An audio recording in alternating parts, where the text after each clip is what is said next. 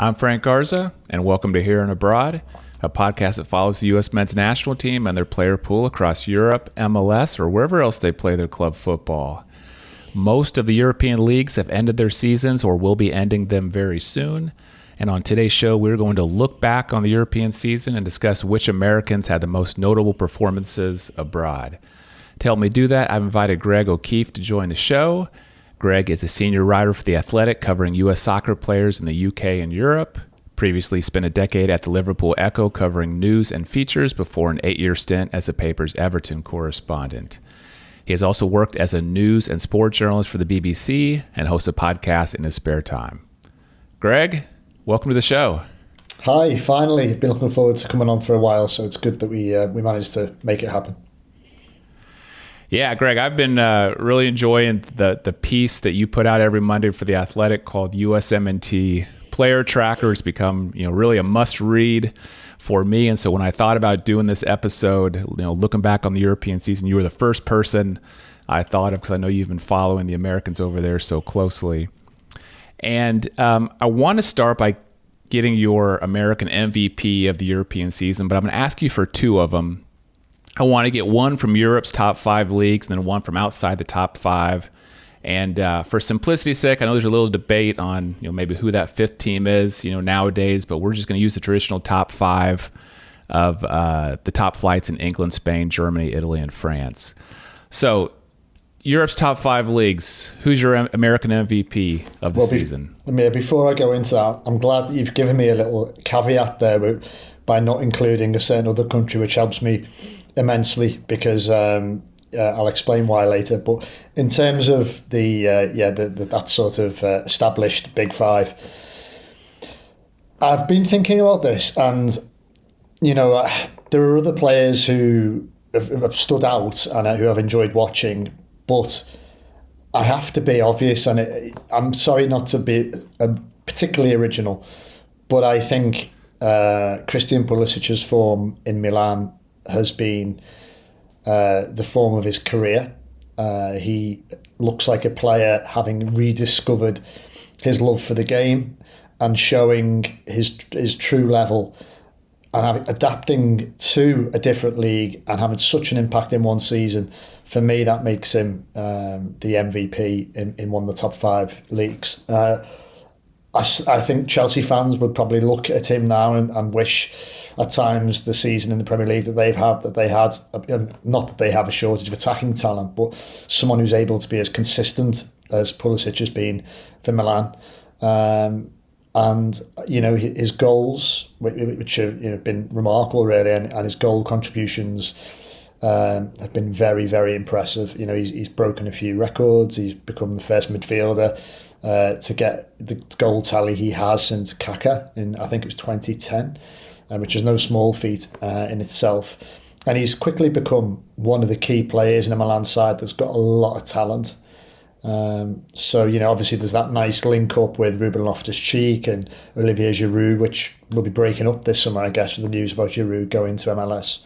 But I think I watched him at the San Siro when Milan lost to Dortmund in the Champions League, and he stood out. He was obviously very disappointed at the end because the Champions League is such a huge tournament for players who've played in the Premier League, and in fact all players in Europe want to be part of that. But the impact he had on that game, albeit on the losing side, his technique was immaculate. He barely wasted a pass, and he was one of a few Milan players who looked like they had a real threat against a very organised and experienced Dortmund team. So yeah, I think he's been a huge success story for the US men's national team in Europe this season. Yeah, let me ask you, because you mentioned his time, at Chelsea, and I know you were there in England, in and around English football. Does he get talked about at all? Has there been I guess in general, do folks kind of recognize the great season he's having and think, wow, he's doing a great job over there? Or is it more out of sight, out of mind type of thing with Pulisic? It's a good question, because especially with a club like Chelsea, there's such a high turnover of players and such, a regular stream of incoming attacking talent that they spent enormous amounts of monies on. amounts of money on, then you could imagine he might be forgotten. But I think the fact that he's gone not to one of the smaller leagues or not back to the US, where the MLS doesn't cut through as much with regular soccer fans in Europe, I would suggest. The fact he's gone to AC Milan, one of the most storied, famous clubs in European football, and like I say, adjusted so quickly and had such a big impact, has kept him on the radar of Chelsea fans and English football fans. And I certainly think, from a Chelsea point of view, I'm not a Chelsea fan. Obviously, up in the northwest of England where I'm based, there aren't that many of them knocking around, but I do know a few. And like I say, I think there have been times this season when they've looked with a degree of envy and just wondered if perhaps at a different time in Chelsea's evolution, or maybe at a different club where there wasn't the unique managerial churn that they have, or the pressure on them, they could have got that sort of form out of him at Stamford Bridge. Look, he had a good first season, and he had moments at Stamford Bridge. Not to say he was a failure there by any means, but it's probably fair to say he didn't get the minutes he would have liked. And quite the opposite, he's gone. He was sort of lured there by Stefano Pioli, and he's instantly rewarded what Pioli saw in him, I think. And for me, it's this adaptation. Most players, and he's not an old player by any means, albeit he's probably coming in to the start of his golden peak time. But most players require a season to adapt to a new league. English players going to Europe, or players from Italy coming to England. And I've seen this happen lots and lots of times from Holland and Germany. You can almost say you have to notch expectations down for that first season because the Premier League's so different. He's come from, obviously Germany, then into the Premier League, where yes, you could argue that was true then, but then he kind of got ticked off for the English top flight, and then made the transition to a very different league again, and just hit the ground running. So I think it's credit to him, and I do honestly feel like some Chelsea supporters would have looked at that and thought, well, we could have done, as I say, with someone of his consistency, when for all their talent, Mudrik's been up and down. They've got so many good players, and clearly, in Cole Palmer, they've had one of the MVPs, the young players anyway, the Premier League, full stop. But I dare say they've looked at Milan and thought, well, what might have been. Yeah, he's had a really amazing season. I've enjoyed watching him at Milan, and in fact, it couldn't have gone better. If you had asked me at the beginning of the season, like, hey, write the perfect script for Pulisic, I don't even know if I could have written it to turn out, so well. Let's go outside the top 5 leagues now. And you mentioned I made your job a little bit easier with my caveat there, and I think I know why.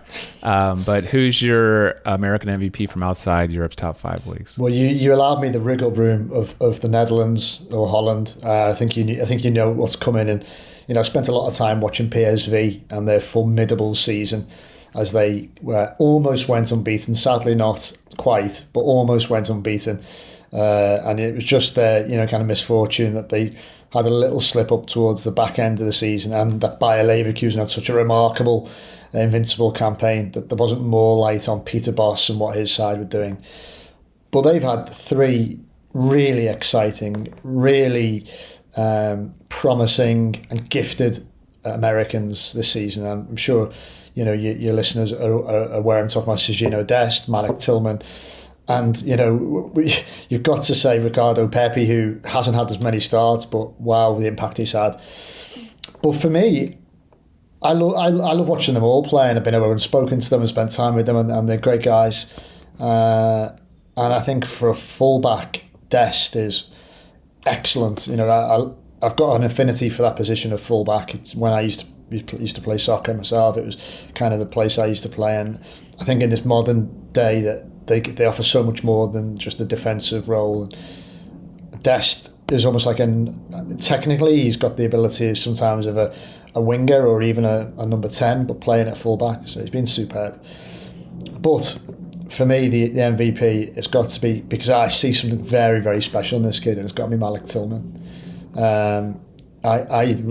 signed a new contract at PSV, which I think was the only thing PSV could consider after the season he's had, at the age he is, at 21, to have that contribution, to shine in the Champions League as well. I think they've got a very exciting player there, and one who could, make that move into one of the bigger leagues, whether it's, he's obviously was on loan from Bayern Munich, but, Bayern, for whatever reason, such a steady stream of young players loaned him out. But, he could have he'd spent time on loan at Rangers as well. He could have just kind of fizzled out as a talent and sort of let the so-called rejection from Bayern weigh him down. But I think in Peter Bosz, he found a manager who's a very, very good man manager.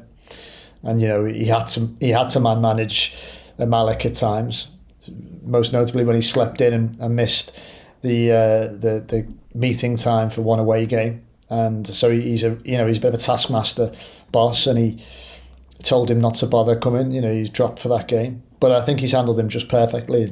It's got a lot out of him, and I'm fascinated to see with this new contract what he can produce next season in the Champions League again, obviously, and then where he can go in future. I really hope he goes to the Copa. I'd be surprised if he didn't. And beyond that, when you look at the World Cup, he might be starting to really hit his straps then. And for his position, I think it's a very exciting, gifted player who could offer a lot to future clubs, PSV next season, and the national team. Yeah, as you've seen him flourish this season with PSV, I've noticed him making a move with the U.S. men's national team as well. If I go back a year ago, I would say he was one of the fringe players on a 23-man roster. Now I think he's solidly in there. I'd be shocked if he wasn't, part of the Copa America. And so I haven't seen him really have that moment in a U.S. men's national team uniform. But I think that's to come. I'm curious because you mentioned how I made the question a little bit easier by taking the Dutch league out of the top 5. I mean, who is some of the other Americans you were thinking of, if we didn't count the Dutch league outside the top 5? Yeah, I mean, look, Mark McKenzie's done well in Belgium. Tanner Tessman's done well at Venezia. I guess, it's in England, but it's not the top 5 in the sense it's the second tier of the Championship. And there's also a glut of Americans who've done very well there. And we'll talk more about that. But I think Haji Wright has sort of surprised me with his prolific form at Coventry.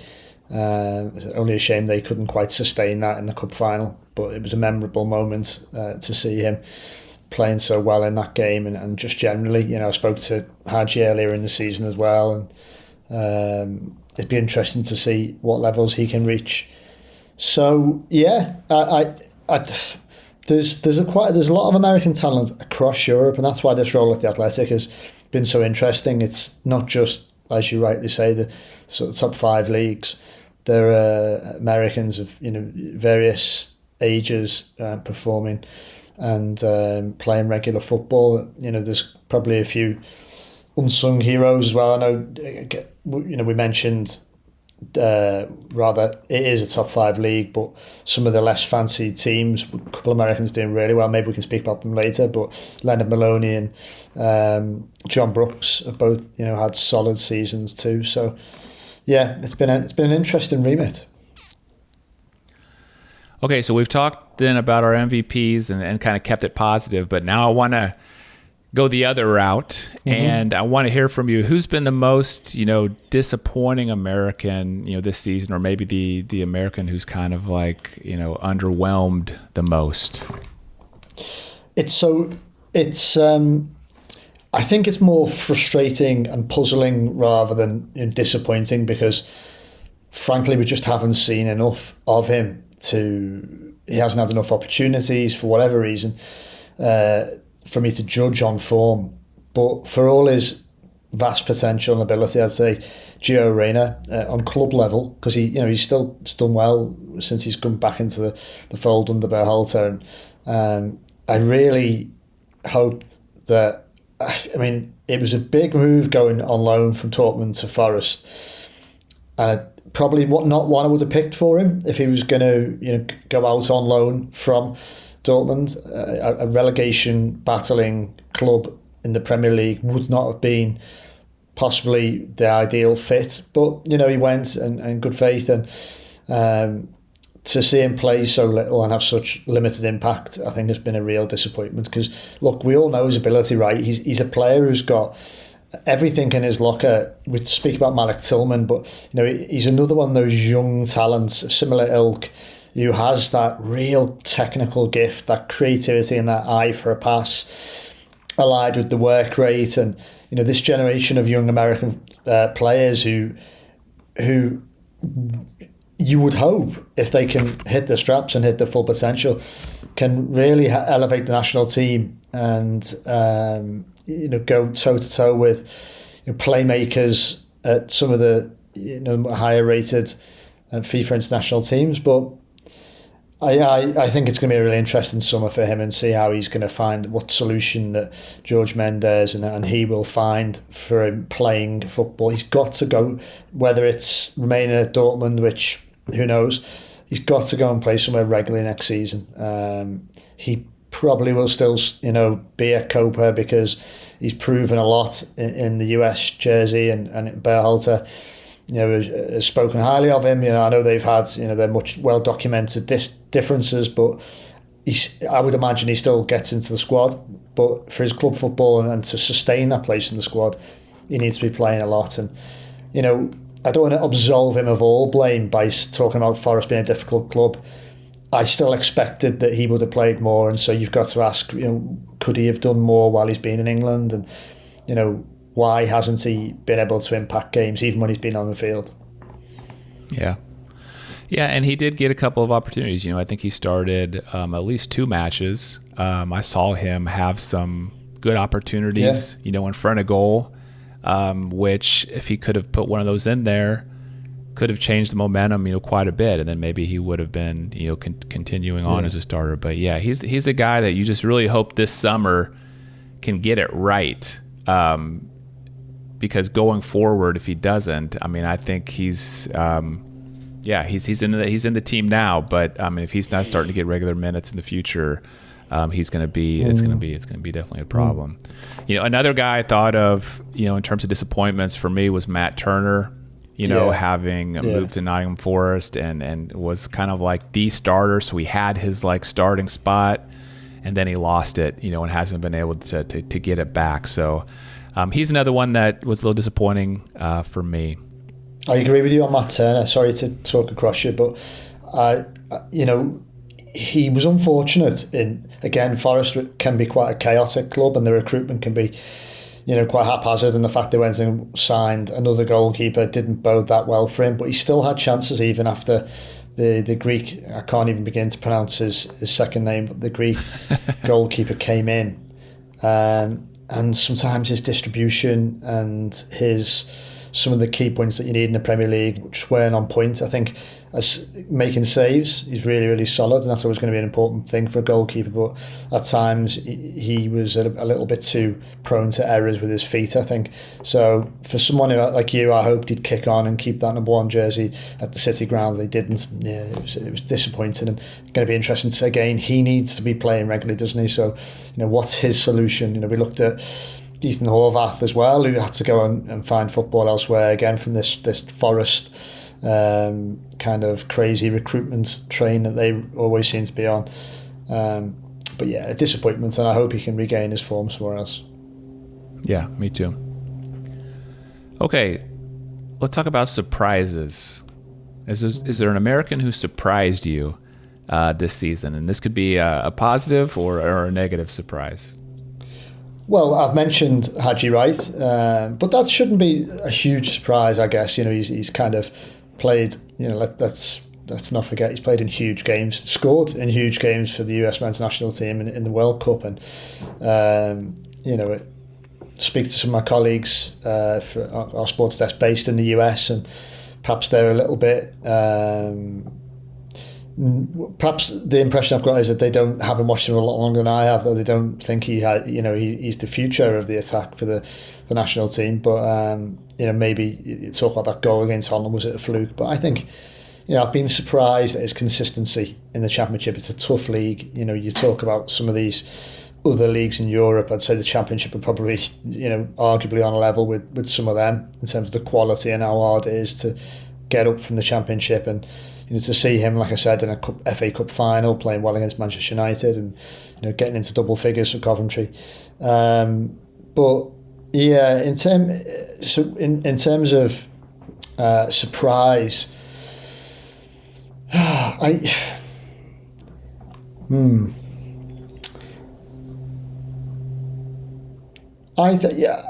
gonna mull that one over. Actually, I'm gonna carry on thinking. I'm gonna come back to you on that because I've got a couple bubbling under, if you don't mind. Well, let me ask you about a guy that surprised me, and it was Johnny Cardoso.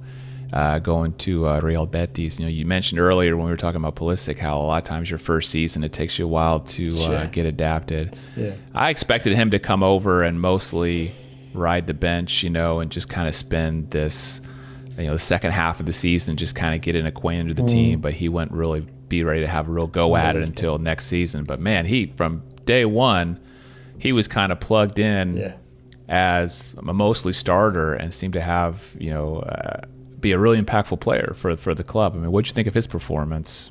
I mean, that's a great shout. Johnny was, especially coming in when he did. You kind of think, what are Betis going to do in the league? Do they have a chance of being competitive? And he was a revelation. And it's probably interesting to look at the fact, coming from the Brazilian top flight. It's again a very high technical league, and I think he was a valued player there, and to watch his education, you can see the results of that in the way he's been able to more than hold his own in La Liga. He's a very smooth, easy on the eye midfielder, isn't he?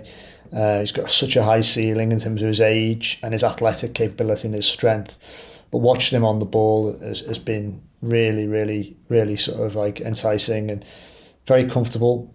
And like you say, a surprise package, I guess, because he may have needed that time to bed in.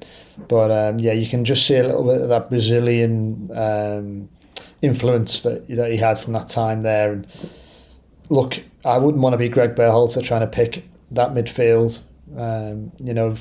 for Copa. It's going to be really interesting to see who he leaves out. I know there's an Olympic squad which some of the players will obviously go to as well, some of the younger players, but there's going to be players who will miss out on the Copa squad who are too good to go in, who aren't the right profile for that Olympic squad, I would suggest. So it's going to be tough. But Johnny, wow, I agree with you, he's been a real surprise. Yeah, that midfield is getting a little crowded, and so Berhalter definitely has his work cut out for him in a couple weeks here.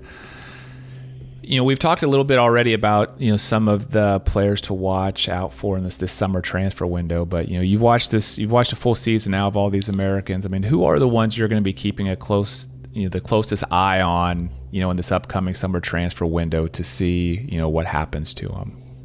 Well, Josh Sargent for sure. You would imagine with Norwich not having gained promotion through the playoffs to the Premier League, they will struggle, I would imagine. Look, Norwich are a big club in England, but they're going to be under pressure and they might struggle to keep hold of someone of his ability, Josh Sargent.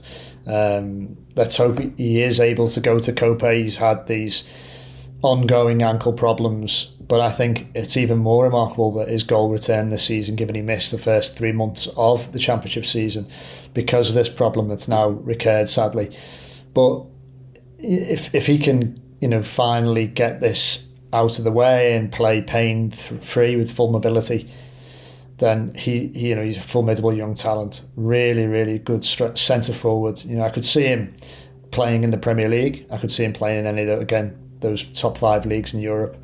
Really, really good, brave, physical, and technically good. And more than that, centre forwards who have got his degree of return in front of goal, cost a lot of money, and I think I'll be watching clubs circle him with interest really, and see what happens. And I'm going to be very interested to see what happens with. I mentioned another player I love watching was with Dest as well. And funny enough, it's another case of injury playing a part in what may or may not happen. It looked as if he was going to join Malik Tillman and almost certainly stick with PSV. You know, his wasn't working out for him at Barcelona, and I think he publicly said if Xabi, you know, it'd be hard for him to go and play under Xabi again. Now, maybe, who knows, penny for his thoughts when it looked like Xabi was going.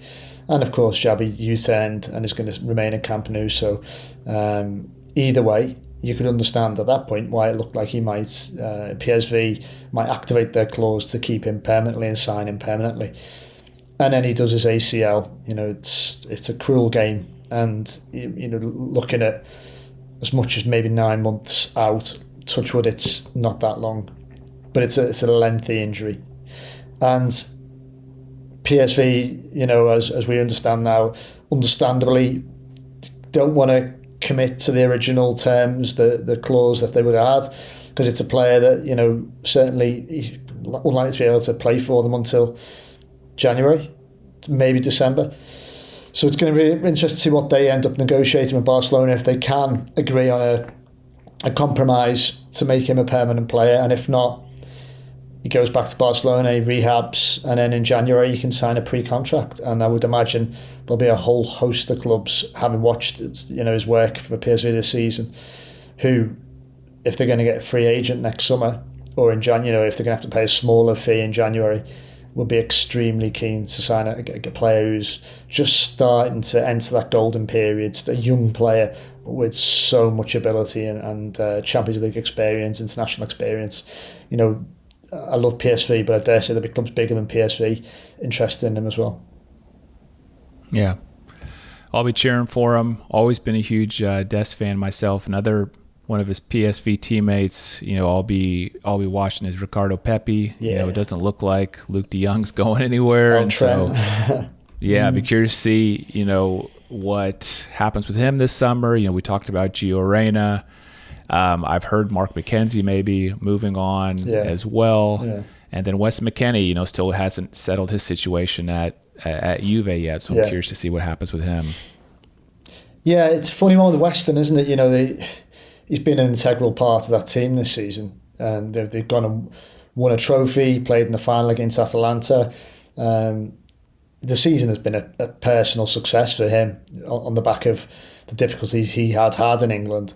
But you know, they haven't yet managed to reach an agreement on a new contract. It'll be really interesting. Does he end up going back to somewhere in England? Possibly not. I would have thought the Italian league suits him, actually. The pace of the Italian league suits him. So I watched that with interest. But, you know, I think, again, he's someone a bit like Pulisic who's shown consistency and maybe dispelled some of the doubters who sort of questioned his ability to flourish on a big stage after his time at Leeds. Well, Greg, thank you so much for being on the show today. I'll make sure and put links in the show notes to your X account, which is at GregOK, and also to your work at The Athletic. But before I let you go, any other final thoughts you'd like to share? Well, it's been my pleasure, and I'll look forward with interest to the Copa in the summer. I think, you know, we've mentioned it a couple of times in terms of the quandary facing the manager over what his roster's going to look like, but that's a good thing, right? I mean, that's there's so much talent. I think young Americans who are playing in MLS as well, but a lot of it in Europe. And this, if they get this right, you know, the next 2 or 3 years, it's going to be a momentous time for US soccer in terms of obviously Copa and then the Club World Cup, and then the big one, the World Cup. It has the potential, obviously with Mexico and Canada, to be the biggest World Cup ever. You know, I was 14 when USA 94, and I look back on that very fond memories. But this could be one of the biggest sporting, certainly in terms of global audiences and in terms of the potential, the biggest sporting events ever. We know football's the world's game, so this is going to be really, really exciting. And I just think, it's interesting doing this role at the Athletic now, particularly because it's such an exciting time for US soccer. They've got some good people behind the scenes.